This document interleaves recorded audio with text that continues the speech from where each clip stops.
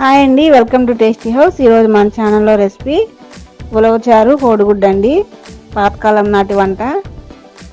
ఈ ఉలవచారు దొరకటం ఇంతకుముందు చాలా కష్టంగా అనిపించేది. ఇప్పుడు అన్ని సూపర్ మార్కెట్స్లో కూడా అవైలబుల్గానే ఉంది కాబట్టి మరి నేను బయట సూపర్ మార్కెట్లో కొనుక్కొచ్చి మీకు చూపించడం జరుగుతుంది. మీరు కూడా ఒకసారి ట్రై చేయండి, చాలా టేస్టీగా ఉంటుంది. చాలా సింపుల్గా కూడా చేసేసుకోవచ్చు. ఎవరైనా గెస్ట్ వచ్చే ముందు కూడా ఒక 10 minutesలోనే ప్రిపేర్ చేసుకోవచ్చు అనమాట. సో అంత ఈజీగా ఎలా చేసుకోవాలో చూపించేస్తానండి. ఇంక వీడియోలోకి వెళ్ళిపోదాం. ఇక్కడ ఈ అల్యూమినియం గిన్నె తీసుకోవాలండి ఉలవచారు మరగడానికి అనేది. నాన్ స్టిక్ ప్యాన్స్ వాటిలో కన్నా ఇది దీంట్లోనే టేస్ట్ అనేది బాగా వస్తుంది. సో నేను కాబట్టి ఇక్కడ చిన్న అల్యూమినియం గిన్నె తీసుకున్నాను. మీరు కూడా ఉంటే ట్రై చేయండి. ముందుగా స్టవ్ వెలిగించి ఇక్కడ అల్యూమినియం గిన్నె పెట్టుకొని దాంట్లో కొద్దిగా ఒక 1 టేబుల్ స్పూన్ వరకు ఆయిల్ వేసుకొని కొద్దిగా చిన్న సైజు ఉల్లిపాయని ఇలా సన్నగా ముక్కలుగా కట్ చేసుకుని వేసుకోవాలండి. అలాగే ఒక పచ్చిమిర్చి సన్నగా ముక్కలుగా కట్ చేసుకుని వేసుకోవాలి. ఇప్పుడు ఇవి కొద్దిగా వేగిన తర్వాత ఒక 2 నిమిషాల పాటు వేగిన తర్వాత ఈ ఉలవచారుని, ఇక్కడ నేను ఉలవచారు 1/2 kg తీసుకున్నానండి. ఈ ఉలవచారుని ఇలా గిన్నెలో పోసేసుకోవాలి. ఇప్పుడు ఫ్లేమ్ని మాత్రం సిమ్లో పెట్టేసుకోండి. సిమ్లో పెట్టుకుని మరిగించుకోవాలండి. ఇది దీంట్లో ఇలా మొత్తం కట్ చేసి వేసుకున్న తర్వాత ఒక 1/2 గ్లాస్ వరకు వాటర్ పోసుకోవాలి. ఎందుకంటే ఇది మరగాలి కదా, మరగడం కోసం కొద్దిగా ఒక 1/2 గ్లాస్ వరకు వాటర్ యాడ్ చేసుకోవాలండి. అలాగే దీంట్లో కొద్దిగా ఒక 1/2 ఇంచ్ వరకు చింతపండు వేసుకోవాలి.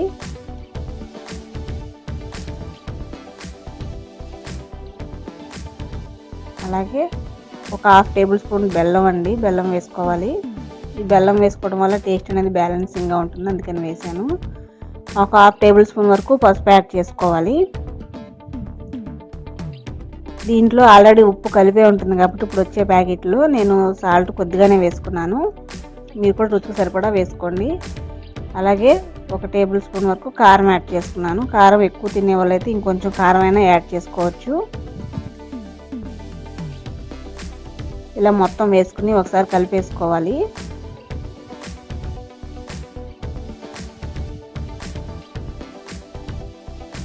ఇలా కలుపుకున్న తర్వాత ఇక్కడ నేను ఉడకబెట్టిన గుడ్లు 4 తీసుకున్నానండి. ఒక 1/2 kg ప్యాకెట్కి అయితే ఇంట్లో 4 సరిపోతుంది. నేను ఒక 4 గుడ్లు ముందుగానే ఉడికించి తీసుకున్నాను. ఈ ఉడికించిన గుడ్లన్నిటికీ ఇక్కడ నేను వీడియోలో చూపిస్తాను కదా, ఈ విధంగా ఘాట్లు పెట్టుకోవాలి.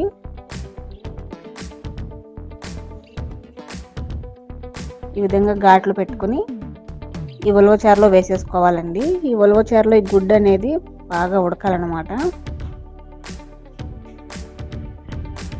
ఈ వైట్గా ఉన్న ఎగ్స్ మొత్తం కూడా బ్రౌన్ కలర్లోకి రావాలి.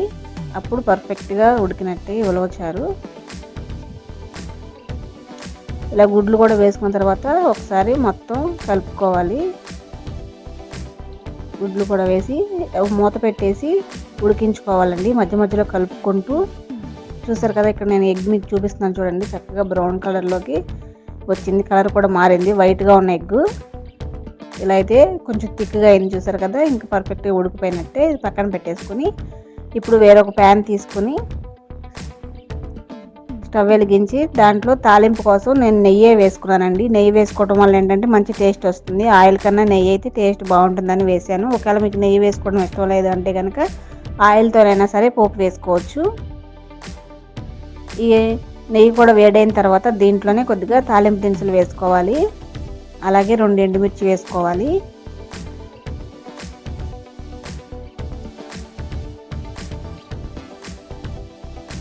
ఫ్లేమ్ని మీడియం ఫ్లేమ్లో పెట్టి వేయించుకోనండి. హై ఫ్లేమ్లో పెట్టుకుంటే మాడిపోతుంది. తాలింపు ఎక్కువసేపు వేగవలసిన అవసరం లేదు కాబట్టి. అలాగే దీంట్లో కొద్దిగా ఒక 1/2 టేబుల్ స్పూన్ వరకు జీలకర్ర కూడా వేసుకున్నానండి.